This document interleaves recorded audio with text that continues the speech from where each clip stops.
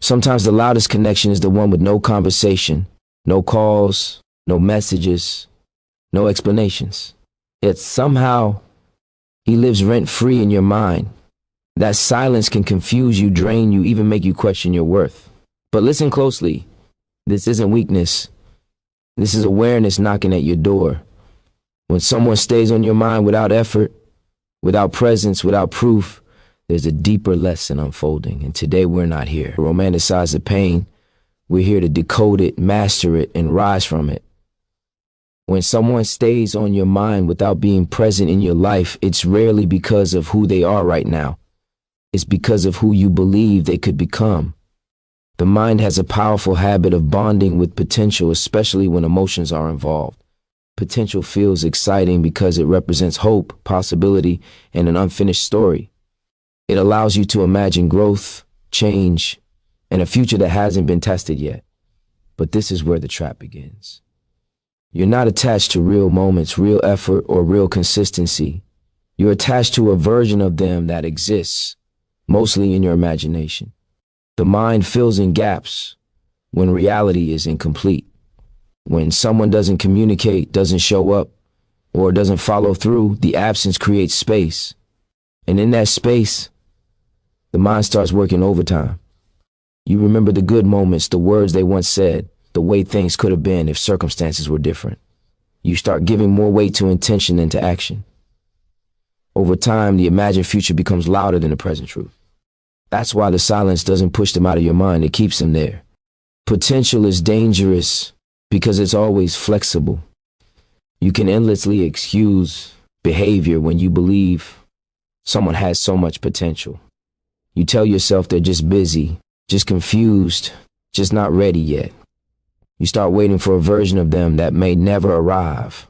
Meanwhile, reality is quietly giving you consistent information, no calls, no effort, no presence. Reality is simple, but the mind complicates it because letting go of potential feels like giving up on hope. This attachment doesn't mean you're weak.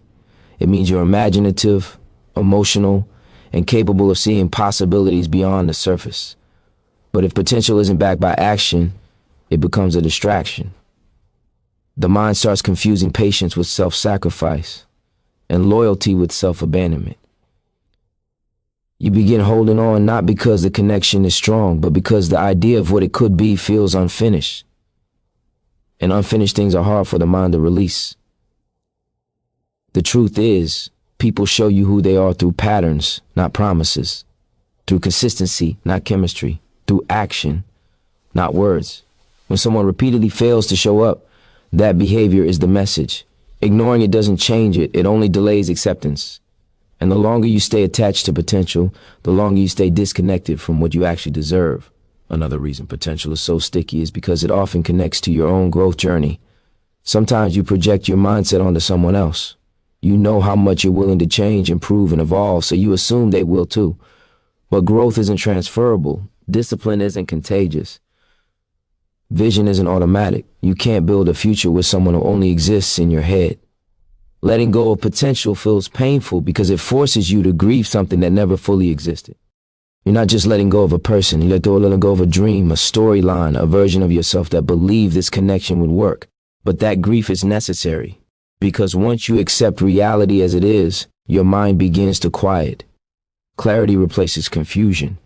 You stop asking what if and start asking what's next. And what's next is always better when it's real. Real effort, real communication, real alignment. When you stop feeding potential and start honoring reality, you free up mental space for people and opportunities that don't require imagination to feel secure. You stop chasing versions and start choosing truth. A short example makes this clear. Imagine someone you barely hear from, but every time you do, the conversation feels deep and meaningful. You replay those moments for weeks, convincing yourself that something special is there. But months pass and nothing changes. No consistency, no effort, no progress. What you're attached to isn't the relationship you have, but the relationship you imagine could grow from those rare moments. Once you accept that the rare moments are the reality, not the foundation, the attachment starts to fade. Reality may feel harsh at first, but it's honest. And honesty is always the first step toward peace. Silence has a strange power over the human mind. When there is no communication, no explanation, no final conversation, the mind doesn't rest. It fills the gap. Silence doesn't feel empty. It feels unfinished. And unfinished things naturally demand attention. That's why when someone disappears or stops talking without clarity, they don't fade from your thoughts easily. Instead, they grow louder in your mind. Not because they matter more, but because your mind is trying to make sense of what was never completed. When words are missing, imagination takes over. The unanswered questions begin to transform into stories. You start wondering what they're thinking, what they meant, why they changed, or whether they still care. Each question creates a new possibility, and each possibility keeps hope alive. Silence doesn't give you facts, it gives you room. And the mind hates open loops, so it tries to close them with assumptions. This is where illusion is born. You're no longer reacting to reality. You're reacting to a version of events you created just to feel some form of control. Silence is often mistaken for mystery, depth, or emotional complexity. But most of the time, silence isn't poetic, it's practical. It's a response that says, I'm choosing not to engage. The pain doesn't come from what was said, it comes from what wasn't. Because what wasn't said leaves space for hope to survive longer than it should. And hope without evidence becomes emotional self-sabotage. The mind keeps circling back because it believes there is something left to understand. You replay old conversations, analyze tone, reread messages, and search for hidden meaning. But the truth is simple. Clarity requires participation, and silence is the absence of it. When someone wants to be understood, they explain. When someone wants to stay, they communicate. When they don't, the silence itself becomes the answer, just not the one the heart wants to accept. What makes silence even more powerful is the lack of closure. Closure feels like a door gently closing. Silence feels like a door left slightly open, moving with the wind, making noise, demanding attention. As long as that door feels open, your mind keeps checking it. Maybe they'll come back. Maybe they'll explain. Maybe I misread everything. But closure doesn't always come from conversation. Sometimes it comes from acceptance, from deciding that no response is a response and no effort is a decision. The illusion created by silence often has nothing to do with the other person and everything to do with your need for resolution. You're not holding on to them. You're holding on to the idea that things should make sense. But life doesn't always give explanations. Sometimes the lesson isn't hidden in their words, but in their absence. Silence teaches you where you stand, even when it doesn't tell you why. The moment you stop trying to decode silence, it loses its power. When you accept that the chapter ended without a final sentence, your mind begins to settle. You stop rereading the same page, hoping the words will change. You stop assigning meaning to absence. And in that stillness, clarity replaces illusion. You realize that peace doesn't come from answers. It comes from letting go of the need for them. A short example makes this clear. Imagine sending a message that never gets a reply. Days turn into weeks. Instead of accepting the silence, you begin creating reasons. They're busy, overwhelmed, unsure of what to say. You hold on because the lack of rejection feels better than facing the truth. But the moment you accept that silence is the message, the illusion breaks. The waiting stops, and with it, the emotional weight lifts. Silence only has power when you keep listening to it. The moment you choose clarity over imagination, you take your power back. When you start outgrowing an old version yourself, the mind doesn't celebrate quietly, it resists loudly. That's why just when you feel yourself becoming stronger, clearer, and more self-aware, thoughts of someone from your past can suddenly become intense. It feels confusing, almost like you're moving backward. But you're not, you're actually standing at the edge of growth. And the mind is doing what it always does when change is real. It tries to pull you back toward what once felt familiar. The version of you that needed him was built in a different season of your life. That version may have been searching for validation, comfort, emotional security, or a sense of being chosen. At that time, the connection made sense. It fit who you were, what you needed, and how you saw yourself. But growth changes your internal standards. As you mature emotionally, your tolerance for consistency drops, your awareness sharpens. You begin to recognize what drains you instead of feeds you. And when that happens, the old attachment starts to feel heavy instead of comforting. What most people don't realize is that attachments often get louder right before they break. Not because they're getting stronger, but because they're losing relevance. Your mind revisits the past to check if it still belongs in your future. It's like emotional inventory. You're not missing him. You measuring him against the person you're becoming. And when something no longer aligns, it creates tension. That tension shows up as overthinking, nostalgia, or sudden emotional waves. This stage can feel unsettling because part of you has already moved on, while another part is still emotionally catching up. Growth happens faster internally than emotionally. You may already know logically that the connection no longer serves you, but the emotional body needs time to release what once felt safe. That's why the thought of him doesn't mean you want him back. It means your system is recalibrating. Outgrowing someone also means outgrowing the story you once told yourself about them. The story where they were almost right, just misunderstood, or one step away from changing. As you evolve, that story loses credibility. You begin to see patterns instead of promises, effort instead of excuses, presence instead of potential. And when that clarity arrives, the old attachment doesn't disappear instantly. It protests, not because it's right, but because it's familiar. There's also an identity shift happening. The old version of you tolerated less than you deserve because you didn't fully recognize your worth yet. The new version of you doesn't beg for clarity, doesn't chase energy, and doesn't settle for emotional crumbs. That shift can feel lonely at first. And in that loneliness, the mind sometimes reaches backward, not because it wants to return, but because it hasn't fully anchored into the new self yet. This is why thinking about him doesn't mean you're weak. It means you're transitioning. You're shedding an identity that once needed external reassurance. You're stepping into a phase where self-respect is louder than attachment. And whenever that happens, the past tries to remind you of who you used to be, not to trap you, but to show you the contrast. The key is not to judge yourself during this phase. Don't mistake reflection for regression. Don't confuse emotional release with desire. Growth isn't clean, it's messy, uncomfortable, and emotional. But once the release completes, the peace that follows is deeper than anything you felt before. Because this time you're not choosing someone, you're choosing alignment. A short example makes this clear. Imagine someone who once felt essential to your happiness. You waited for their messages, adjusted your schedule for their attention, and doubted yourself when they pulled away.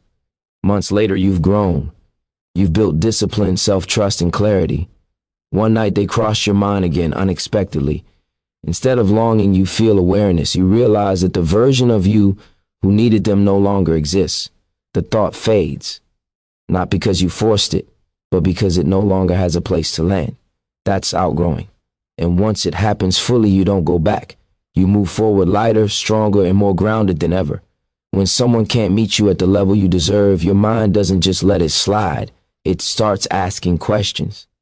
Not because you're insecure, but because deep down, you know your worth. There's an inner standard inside you that recognizes effort, respect, and consistency. When that standard isn't met, something feels off. The confusion you experience isn't weakening. It's your self-worth signaling that there's a mismatch between what you deserve and what you're receiving. Your mind keeps revisiting the situation because it's trying to reconcile two opposing truths. On one side, you see your own value, your loyalty, your emotional depth, your ability to show up. On the other side, you see someone giving you uncertainty, silence, or half effort. Those two things don't align, and when something doesn't align, the mind naturally tries to understand why. It asks, did I do something wrong? Did I misread the connection? Am I asking for too much? But notice this. When your worth is truly being honored, you don't ask those questions. Peace replaces analysis. A person who genuinely aligns with you doesn't leave you guessing about where you stand. They don't make you feel like you have to earn basic attention or decode mixed signals. Alignment feels steady, it feels clear, it doesn't require constant mental energy to maintain. So when your thoughts keep circling around someone who gives you confusion, it's often because your self-respect is trying to wake you up. It's saying, this doesn't match who you are anymore. This is an important shift to understand. The discomfort isn't coming from missing them. It's coming from undervaluing yourself for too long. Your mind is replaying moments not because you want them back, but because a part of you is demanding fairness. You showed up, you cared, you invested. And when that wasn't met with the same level of effort, your inner sense of worth noticed the imbalance. As you grow, your tolerance for inconsistency decreases. Things you once excused now feel heavy. Things you once waited for now feel unnecessary. That's not arrogance, that's self-awareness. Your worth isn't loud, but it's persistent. It keeps reminding you that love, respect, and attention are not things you should have to When someone makes you feel small, uncertain, or invisible, your mind reacts because that experience contradicts how you know you should be treated. What's powerful is realizing that your thoughts are not betraying you. They're protecting you. They're pushing you toward clarity, toward standards, toward alignment. The confusion you feel is often the final stage before self-respect fully takes over. It's the moment where you stop asking, why don't they choose me, and start asking, why would I choose something that makes me doubt myself? Your worth demanding recognition doesn't mean you need validation from them. It means you need honesty with yourself. It means acknowledging that consistency, clarity, and respect are not bonuses, they're requirements. And anyone who truly belongs in your life will meet those requirements naturally without you having to beg, explain, or shrink. Once you accept this, the emotional fog begins to lift. You stop internalizing their inability to show up. You stop blaming yourself for their lack of effort. You understand that someone can like you, even care about you, and still not be capable of treating you the way you deserve. And that realization is freeing. A short example makes this clear. Imagine you're always the one initiating conversations, checking in and making space while the other person responds when it's convenient. At first you tell yourself it's fine, but over time you start feeling anxious and undervalued.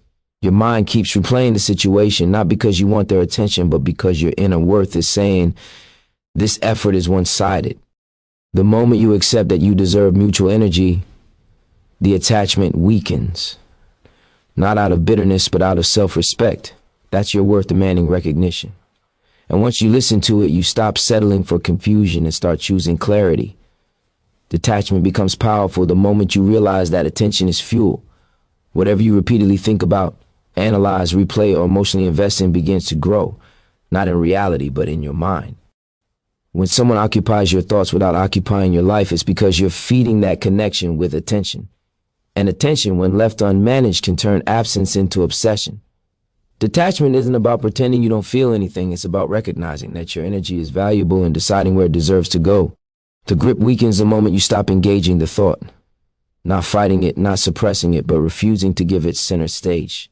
Thoughts only have power when they're entertained. When you stop revisiting old conversations, stop wondering what they were doing, stop checking for signs, the mind slowly recalibrates. The emotional charge fades because it's no longer being reinforced. This is why detachment feels uncomfortable at first. It interrupts a habit, and habits always resist being broken. Energy flows where attention goes is not just a phrase, it's a law. When your focus is scattered on someone who isn't present, your life feels scattered too. Motivation drops. Discipline weakens. Clarity blurs. But the moment you redirect that focus into your goals, your craft, your growth, something shifts. You don't suddenly stop thinking about them because you forced yourself to. You stop thinking about them because your life becomes fuller, louder, and more demanding of your attention. Purpose has a silencing effect on unnecessary noise. When your mission gets louder, distractions nadir. Ali, quiet down. You don't need closure when you're too busy building something meaningful. You don't crave validation when you're progressing. You don't replay the past when the future requires focus. Detachment isn't about emotional numbness, it's about emotional discipline. It's choosing not to let your feelings run your life. Many people misunderstand detachment as being cold or heartless. In reality, detachment is self-respect in motion. It's saying, I won't abandon myself just to hold on to someone else. It's recognizing that chasing clarity from someone who won't give it costs you your peace. Detachment draws a line where your dignity begins. It's not anger, it's not bitterness, it's alignment. When you detach, you stop negotiating your worth. You stop waiting for consistency. You stop explaining yourself to people who already understand but choose not to act. You reclaim the energy that was leaking into overthinking and redirect it into action. That reclaimed energy becomes momentum. Momentum builds confidence, and confidence changes how you move through the world. There's also an identity shift that happens with detachment. You stop seeing yourself as someone waiting to be chosen and start seeing yourself as someone choosing growth over familiarity, choosing peace over potential, choosing reality over illusion. This shift is subtle but powerful. It changes your posture, your standards, and the way you allow people to access you. Detachment doesn't mean you didn't care. It means you care enough about yourself to stop investing where there's no return. It means you've learned that attention is not infinite, and spending it wisely determines the quality of your life. When you detach, you don't lose anything real. You only lose what was draining you. The quiet that follows detachment can feel strange at first. There's no mental noise, no emotional spike, no familiar longing. But that quiet is clarity. And in that clarity, you hear yourself again. Your goals sound louder. Your intuition gets sharper. Your self-trust returns. This is where growth accelerates. A short example makes this clear. Imagine someone who used to dominate your thoughts every night. You replayed messages, imagined conversations, and wondered why they never showed up fully. One day, instead of checking your phone, you decide to work on a skill, hit the gym, or focus deeply on your goals. At first, the thought tries to pull you back, but you don't engage. Days pass, and weeks. And one night you realize you didn't think about them at all. Not because you forced forgetting, but because your life became more important than the thought. That's detachment. And once you experience that freedom, you understand it was never about them. It was about where you chose to place your energy. So if he's always on your mind without talking to you, understand this. It's not love holding you back. It's a lesson calling you forward. You were never meant to chase silence. You were meant to build something so solid that distractions fall away on their own. Let the thought pass. Let the attachment fade. Keep moving. Because what's truly meant for you will never require you to lose yourself just to be remembered.